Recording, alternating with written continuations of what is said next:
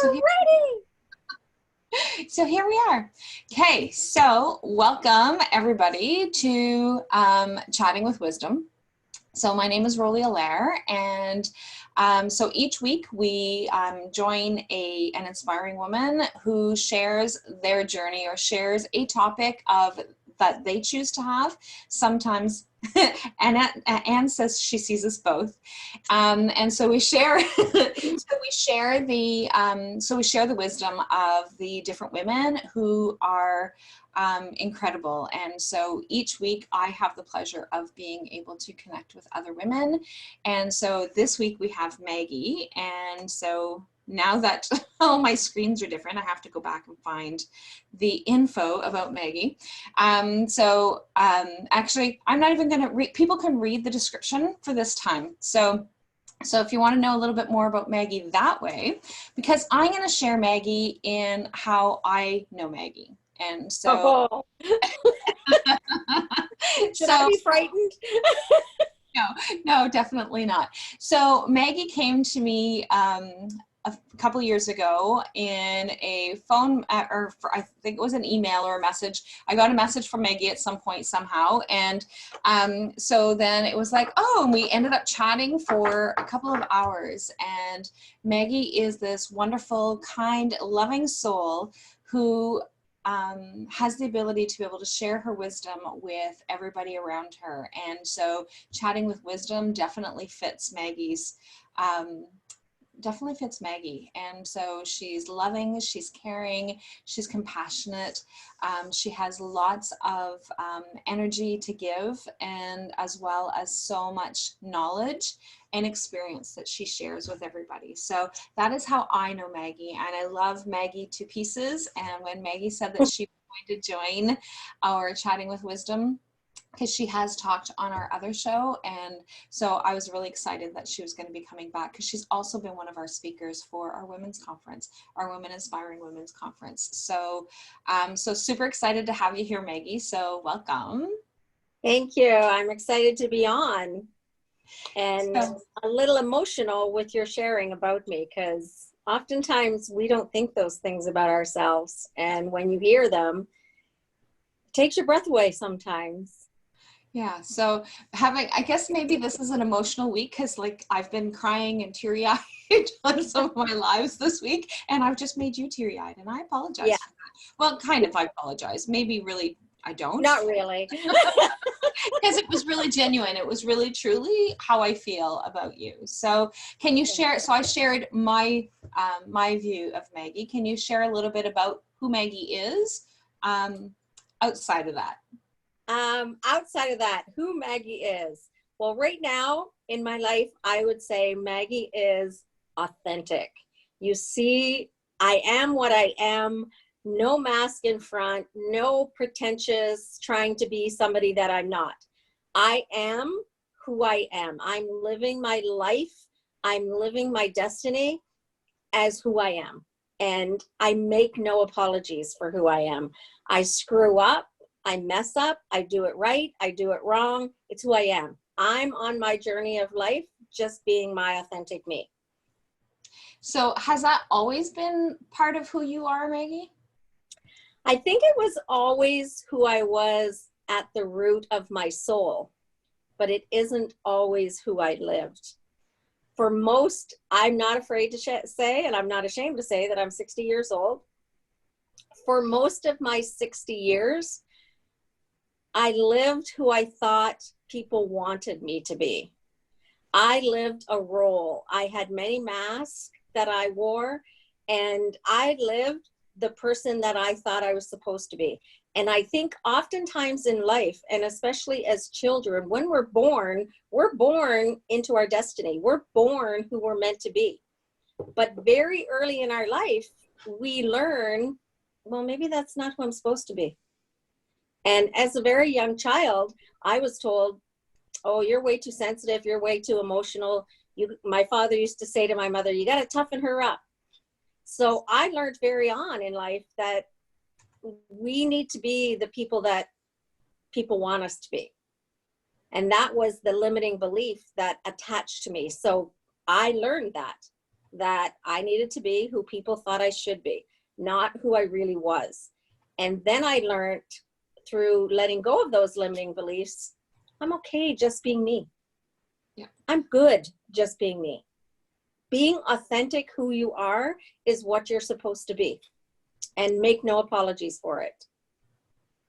And that's one of the things that we often see, right? And even with ourselves. So like, I'm not saying for everyone else, but like that we see different sides of ourselves. We see different sides of other people depending on who we are, what's going on. And so when I do start crying on lives, I do apologize for that, because like I don't want to be like a blubbering idiot, but I do cry. So like when we have our circles, like if tears need to come up, then they come up.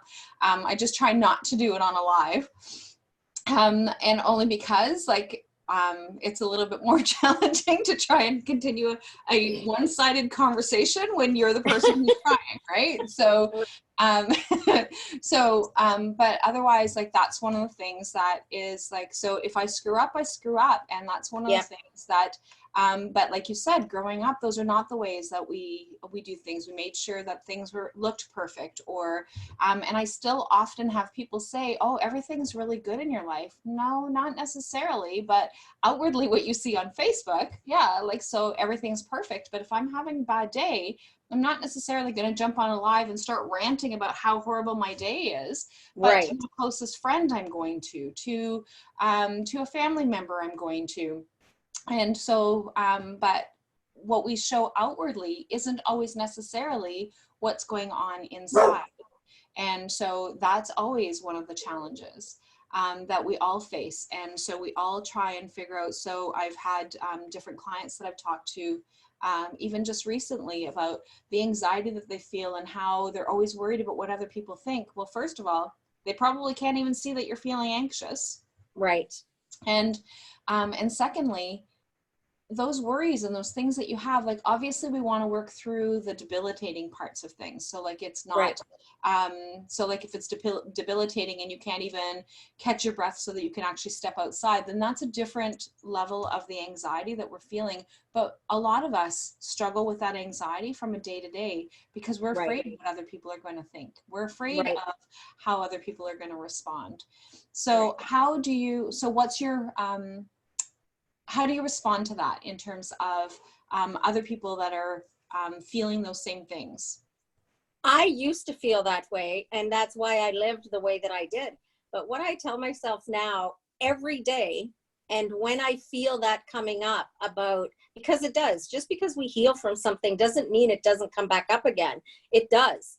And what I tell myself when I feel those emotions coming to the surface, I remind myself that what other people think about me is none of my business. None of my business. What they think about me is a reflection of themselves. They're seeing something in me that's a reflection of themselves, got nothing to do with me. What I have to be concerned about is when I look in the mirror in the morning, the reflection that I see, that's my business. Who I am when I stand there and I look at myself, that's what's my business. My business is who I am to me, not what other people think of me, because that's going to be based upon their emotions, and I can't control that. Mm-hmm. So that's why when I read that what people think of you is none of your business, that really sunk deep into my soul, because it really isn't. It's irrelevant to me what people think of me, because it's based upon their own fears. It's based upon their own hurts. It's based upon their own life experience. It's got very little to do with me. And that's hard for us because we've always grown up with having to worry about what other people think. Right. Right. So like, I don't know anyone who it's like, oh, well, you need to behave because like people are watching. Right. So you need to do this because like people are watching. And so being able to be that true self outside is challenging. And I don't know anyone who that isn't a challenge for. So even though that you're living that authentic self, how, like, do you manage that all the time? I don't manage it all the time. That's the truth of it. I think I'd be phony if I sat here and said, I got my shit together all the time. No, I don't. some days my shit's flying around just like everyone else's. And some days I completely mess up. But you know what else I do with that? I don't beat myself up for that. I don't get mad at myself. I sit with it. Even last weekend and I did post on Facebook at one point, I have a bad attitude and I'm going to bed. And my brother posted and he said, well, why don't you change your attitude? Well, at that moment I couldn't. So I just decided, hey, I'm done. And so sometimes I don't fix myself, but I sit with it. And that's where mindfulness comes in, because when you're mindful of the emotion that's coming up in you and see where it comes from and see what it's telling you, then you can make that shift. And the biggest thing I would tell people out there is, don't think you have to have your shit together all the time, because you don't. You're a human being. You're a human being who has faults. You're a human being who messes up. And you're a human being who just has sometimes a bad day, and that's okay. But don't own that as who you are. That was just a bad day. It's not who I am. And that's the encouragement that I would want to give to other people. Don't own your feelings, because they're feelings. They're not your true self. They're not who you are. They're your emotions. And lots of times I liken it to the waves in the oceans. Sometimes those waves in the ocean will knock you down and put you on your ass. Other times those waves will raise you up so high that you can see anything. And that's what emotions are. Sometimes they're good and sometimes they're not. Don't put your trust in them. Put your trust in who you are, in your soul. Okay, that's like a really interesting way of putting it, right? So I've never heard anybody say don't own your feelings. And that's like out of like since 2001 that I've been working in psychotherapy, and I've never had anybody, including myself, tell people don't own it because it's not yours. I always tell people to feel them.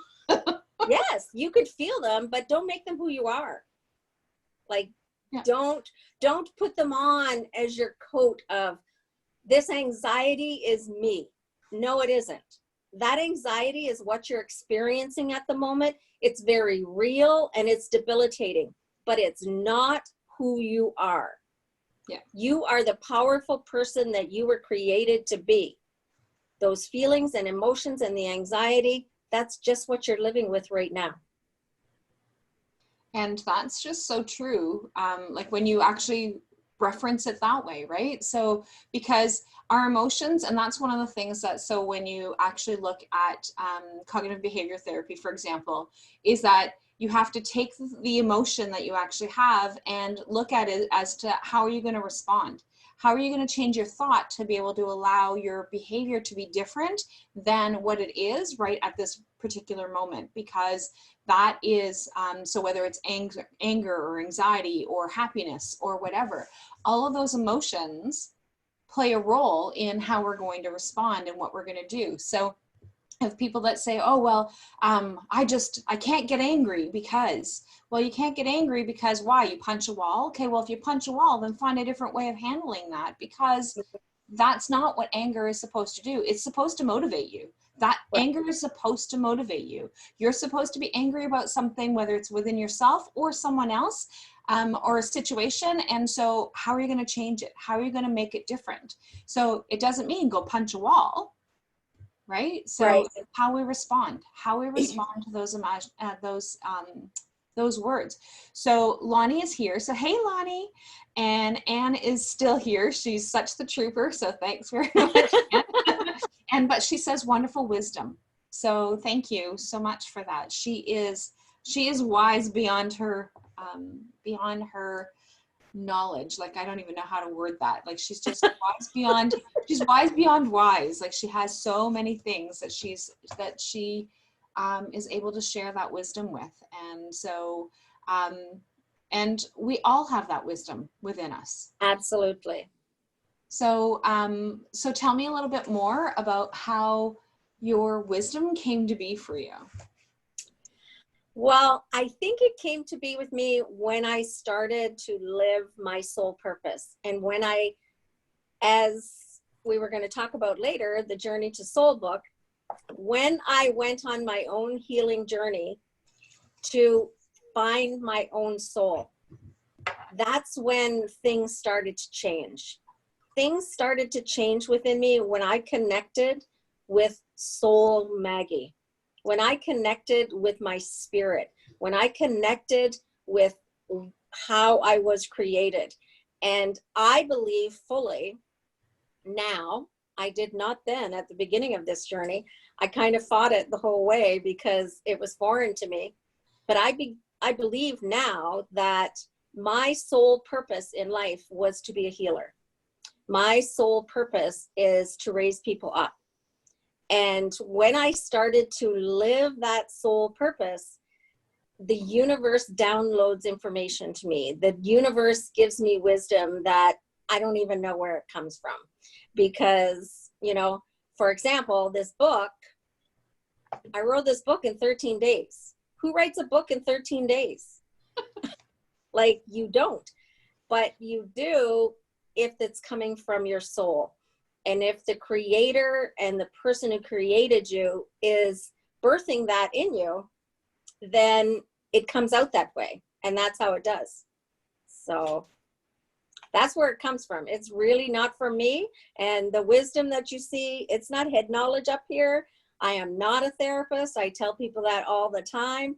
If you need medical help and if you need psychiatric care, don't come to me for it because I'm not that. What I do is give soul wisdom. And that's all I have is soul wisdom. Bonjour, Chantal. So, and that's one of the things that's really interesting is that, because like you said, so you gain that information, you get that, that connection from your own divine self. And so I know that there's a lot of controversy over like, well, all this information comes from God or from wherever it is that it's coming from for you, like whatever that means for you is. That's so right. When you're talking about that soul and coming from, like, we all have that knowledge within us. Absolutely. That allows us to be able to tap into those resources. Hey, Chuck. And so allows us to be able to tap into those resources to allow us to be able to take that next step. And we already know, but we doubt ourselves so much. Right. Right. So when we wake up in the morning with this brilliant idea and we run with it, like you said, 13 days to write a book. Right. Because you woke up one day with this like, okay, I've got this huge download. And so it came from that source. It came from whatever it is, and then came through your own wisdom, your own self. Right. So, so just really important for us to be able to tap into that. So, how did you feel that you were ready to tap into that, Maggie? I didn't feel that I was ready to. I didn't feel adequate at all. And I think, and how I encourage other people is, this is within every human being. Every human being, it is within you. With me, and possibly with other people listening to this, it's hidden. It's hidden behind those limiting beliefs that I have been told to myself, and I've fed myself for 60 years. It was hidden. It was there the whole entire time, but I couldn't see it until something sparked the light that allowed that to come to the surface. And for me, it was a personal healing journey. I said to the universe one New Year's Eve, this is my year of healing and I'm going to heal. And the universe said, hey, I accept that challenge. And all of these, and I know there's a lot of controversy to it. When people read my book, they're going to think, holy shit, did that shit really happen? Yes, it did. And there is controversy as to where that source is.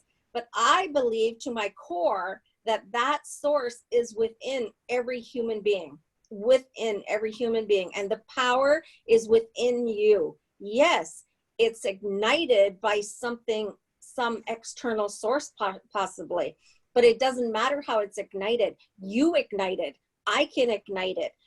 We all have a ripple that can ignite that flame within other people. And that what ignites it is love. And unconditional love ignites the flame in other people. I learned that I needed to unconditionally love Maggie. Mm-hmm. I needed to let go of all those things that I thought I was unworthy of.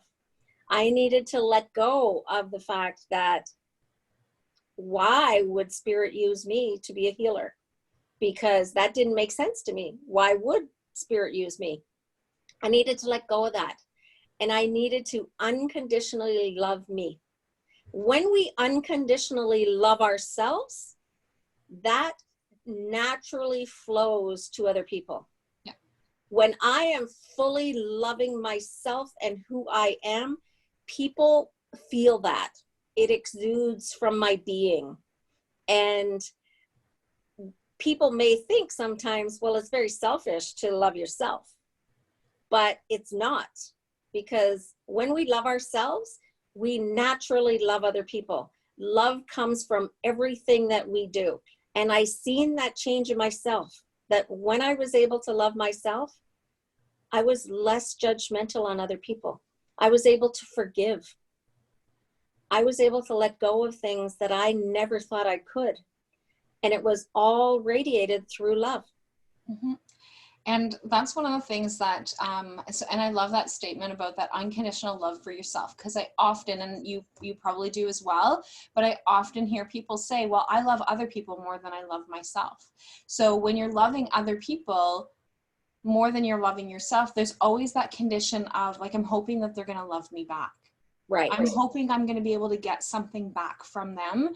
Like, even though I'm in my head, I'm saying, no, I'm doing this because I just want to be able to do it. But when you actually do it from a place of, I love myself enough to be able to do something for someone else, it is so much different. We don't have the same disappointments. So that when we put something out there to someone else, then to be able to to do something for someone else from that genuine, I love myself and I want to be able to help others, as opposed to I want to help others and I'm hoping that they're going to love me too, that they're going to see that I'm pretty cool, or that I'm awesome, or that I'm hurting, right? So a lot of times, and so those of us who don't love ourselves, and we have days, we all have days that we wake up in the morning and it's like, oh my God, who's this Rollie person? Like, seriously, do I really need to like her today? And like you said, it's like, so you put it out there saying, okay, I'm going to bed because I don't like me today, right? So that's right.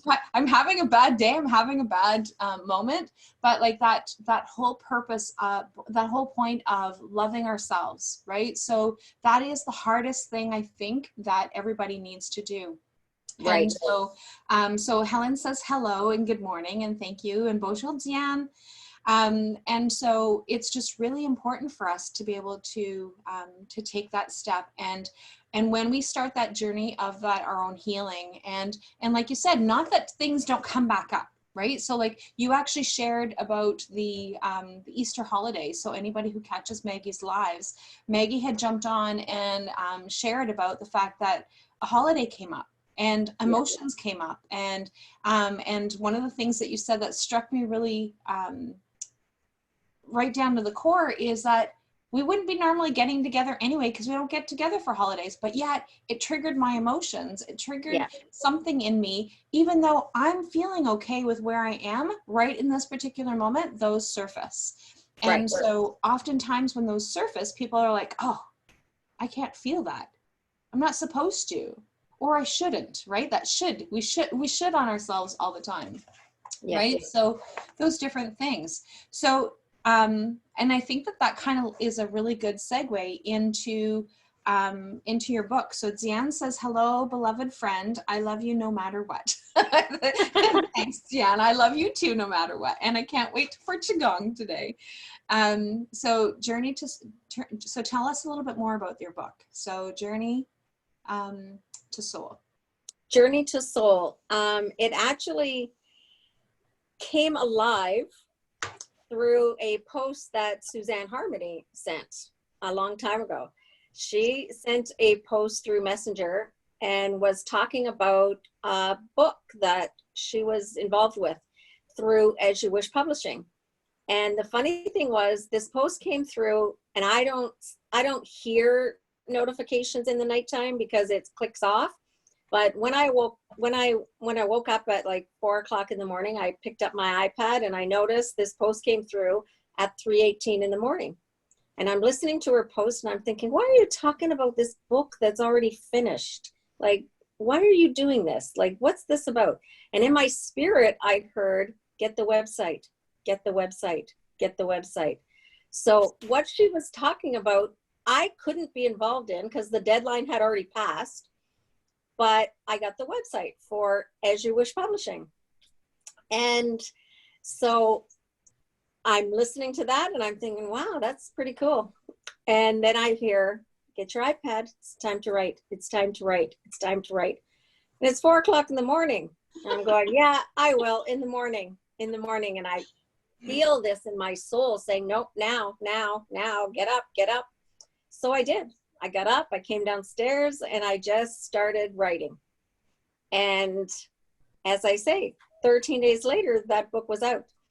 And I got in contact with As You Wish Publishing. That came to me.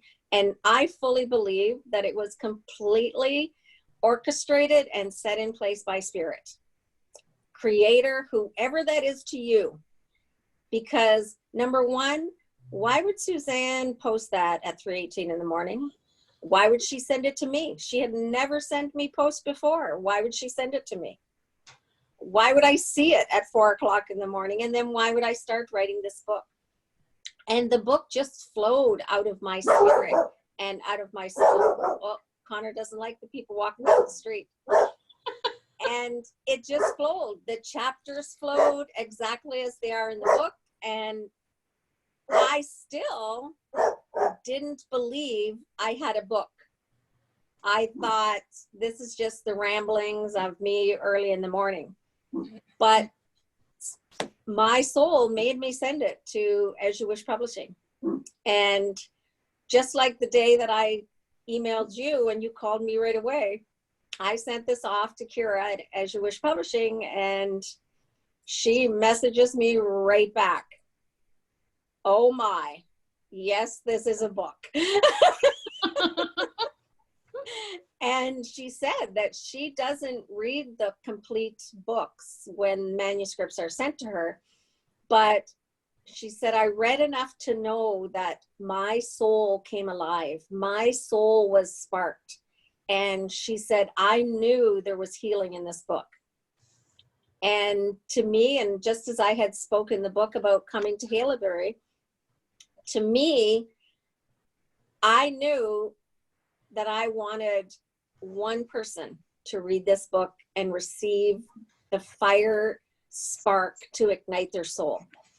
And that if this book could give healing to one person, it was worth my getting up and spending 13 days writing this book. And I've already had a number of people send me emails and say that the book sparked them and spoke to them. So to me, whether it's a #1 bestseller in the world, it doesn't matter. It's done its job already. Yeah. And just as a little plug to Kira, it did make #1 in in a couple of categories. So and so anybody who actually watches these weekly, Kira was who was on last week. And if you didn't watch Kira last week, you might want to like go through the videos and like catch Kira as well. And so Maggie, so like Maggie's talking about her journey to soul, and this is the book that she's talking about. And so on page 60 is her first speaking engagement, where she actually talks about our little town in Haileybury. And so because we were her first speaking engagement, and so when she called and said, and I'm like, oh, I love your topic, because so the Women Inspiring Women Conference, just to kind of give you a little bit of background that way, is that, so we've just completed our 3rd annual. Maggie spoke at our 2nd, but she also spoke at the same conference that Suzanne Harmony, that she's actually referring to. And Suzanne is already a best-selling author of 2 books. And so actually, I think she has more than that, but like at the time, she had 2 selling author books. And so, so just really ironic how and I love how the universe speaks to us. I love how these kinds of things happen. So when Maggie sent the message and said, okay, like I want to be able to speak. And so I just happened to it was a Sunday, and I just happened to have like literally been on the computer and got the message right then. And then I called her right away. It was like, well, I have time. I can call her right now. And so I had called her right away. And so when we were talking, I was like, yes, Maggie, I love the topic. I love the way, and I think that it's going to fit very well in our theme of what's going on in terms of our conversation. And so then Maggie's like, really? And then she's like, okay, well, I'll let Angela know. And I'm like, and she kept making reference to this Angela the whole time, our whole conversation. And I'm like, okay, well, you can let Angela know. I have no idea who Angela is, by the way. And she's like, what do you mean? And I'm like, I have no clue who Angela is. You keep referring to Angela, and I have no clue, because Angela is somebody who actually forwarded her the message to say, here, you need to speak at this. And so it was just really incredible how these people have played a role in your being able to take that step. Like, obviously you take the steps, you take the action. So like all of this stuff comes from you. But to be able to have like these things are in our path on a regular basis. Right. And that's what it is that you're saying, right? So these things cross our paths of, okay, this needs to happen. And oftentimes we get those little nudges that is like, oh, I need to do this. And we are like, no. And we stuff it. And then the opportunity passes us by. And that's sometimes, right. And I think that this comes from you specifically, and if it wasn't you, then let me know. But I think that one of the things that you've said before in conversations is Spirit just kept hitting me over the head. I wasn't listening. So every time I turned around, it just kept clunk, clunk, like caveman with like that big huge, it's like clunk over the head. Like, you're not listening. I'm trying to tell you that there's something bigger and grander that you're supposed to do. And so now in your 60th year, you get to step into that full being of who you are. Bonjour, Nadia. And so it's great. And so so tell me a little bit more about what the purpose, like obviously the purpose of the book was to be able to get it out, but what is it that you're hoping? Because one of the things that you say on the back of the book is you have not picked up this book by accident. So what do you mean by that? What I mean by that is, just like many years ago, I was in a very dark place, and I do talk about it in the book, or maybe in the next book submission that I made to Kira, because I have 3 more submissions now since this book. And I talk about the fact that things don't happen by accident. They happen on purpose. The synchronicity of how things happen, we need to pay attention to. Because, and as I say in that submission, was be the person that you needed in your darkest time. And that's what this book is all about. I hope that this book is light, the light that I needed when I was walking through my own darkness many, many years ago. And so my hope for this book is that somebody out there who may happen to be in this dark place, who thinks I can never fulfill my purpose, they will not by accident pick up this book. They will pick up this book on purpose, because the spirit of their soul will direct them to it, and they will see that it's possible to bring change. It's possible to change your destiny. And what you think you're going through right now, that's very real. That dark time in my life was completely real. And I could see no light at the end of that tunnel. And I was pretty sure if light came, it was going to smash into me.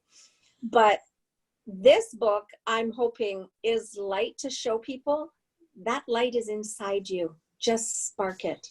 Just allow it to spark and grow and build a flame. And through that, they can be encouraged to change. And that ripple will continue. And then they will be however their destiny is created for them to be. For me, it may have been this book. For someone else, it's going to be something different. For someone else, it may be a podcast. It may be speaking at conferences. Whatever it is, you are then going to spark somebody else in their darkest time. So I always say to people, be the person that you needed in your darkest time, because that's how the ripple effect comes and changes lives. And that's all I want from this book. Do I want to make $1 million from it? Well, my partner hopes that I could.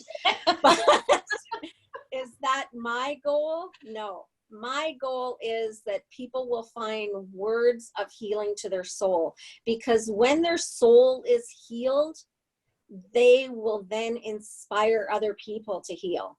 Yeah. And the world will be a better place by one person's soul healing.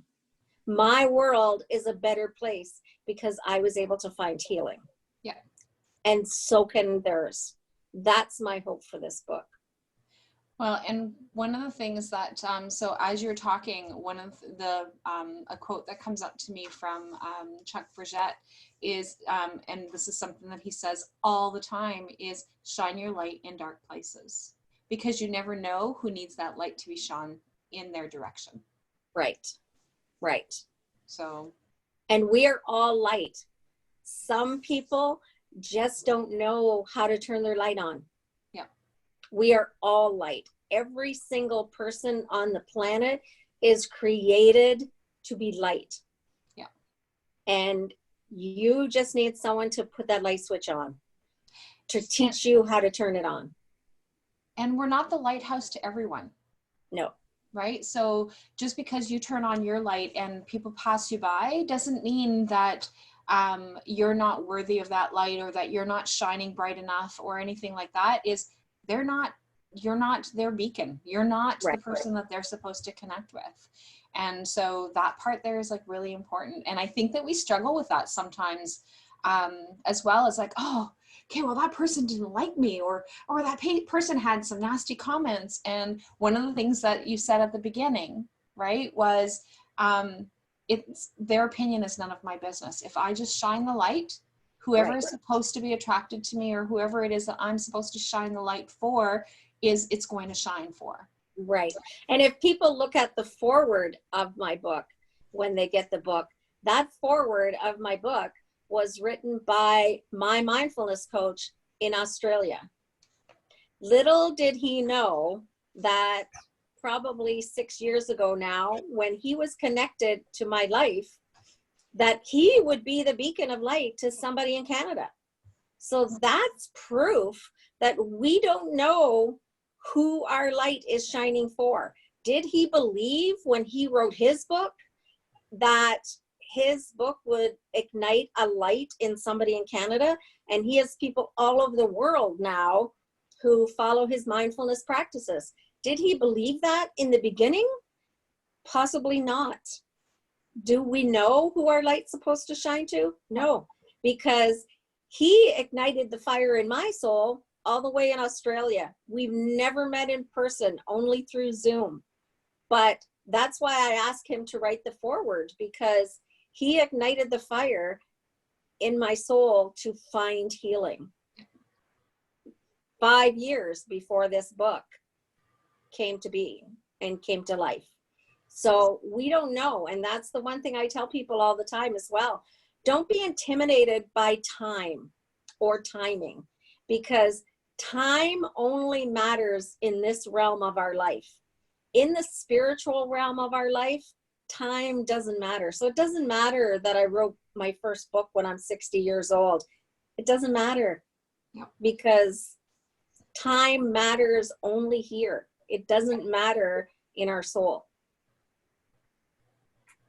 Yeah, so it's, and that's beautiful. And so I want to thank you so much, Maggie, for joining us, and of course being patient as we work through the glitches.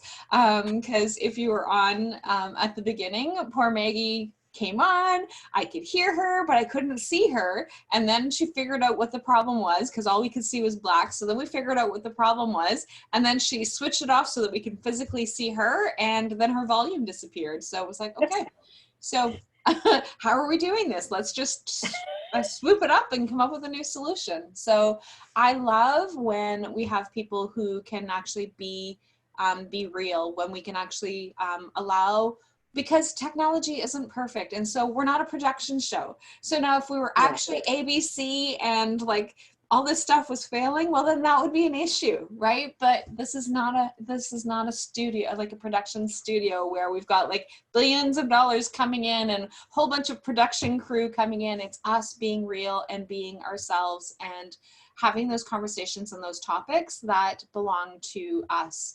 And so, and that's one of the things that I really love, is that people like you that come on to be real about who they are. And for some people, it's completely vulnerable. And I think that the very first time that you came on and spoke, I think that that was one of the things that was pretty intimidating for you, because at that point you were just starting to come out of that shell. And so it was like, oh, okay.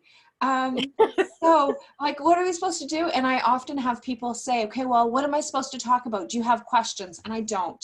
I really don't. It's about having a full-on genuine conversation with somebody like you that allows us to be able to have these conversations. It's not, there's no specific questions unless somebody has a question that is catching us live, as that is the only question forming that we actually have, because we are really being our authentic self. So thank you from the bottom of my heart, Maggie. And this week, I'm actually hoping this week is that I'm actually going to have a review for Maggie's book. I have read it. I just haven't had time to sit down and put a review on Amazon for her. And because I think that it's really important for us to be able to do. So if you pick up the book, put a review down for her after you're done reading it, because it certainly does help in terms of getting it in front of other people. So the more positive reviews that are there, then the more that Amazon then puts it in front of people that says, hey, this is really important, that other people need to be able to read this book. So if you get an opportunity to read the book, if you've read the book, then please put a review in. I'm sounding like Kira right now.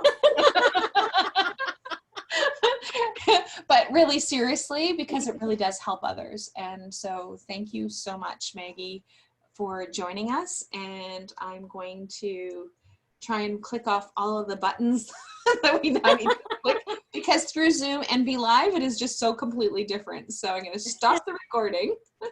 Thank you for having me. You're welcome.